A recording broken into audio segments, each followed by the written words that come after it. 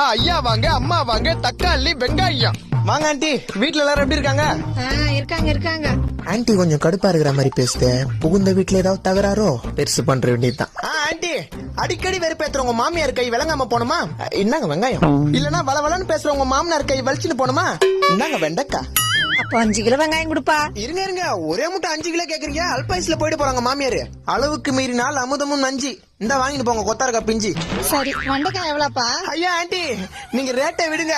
இந்த வெண்டைக்காய் அப்படியே உங்க மண்டைக்குள்ள போச்சுன்னா உங்களுக்கு ஏழாம் அறிவு உண்டாக்கி எட்டி ஓதிக்கிற உங்க வீட்டுக்கார கட்டி போட்டு அடிக்கலாம். அப்ப இது 1/4 கிலோ கொடுப்பா. ஐயோ பாவம், கட்டின புருஷன் மேல எவ்வளவு காண்டா இருக்குது பாத்தியா?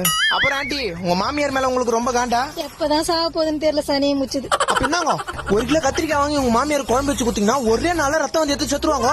அப்ப கொடுப்பா. இருங்க ஆண்டி, நீங்க அந்த 2வது ஸ்ட்ரீட்ல ஃபர்ஸ்ட் வீடு தானே? ஆமாப்பா. ஐயோ நேத்து தான் ஆண்டி உங்க மாமியார் 2 கிலோ கத்திரிக்காய் வாங்கி போனாங்க.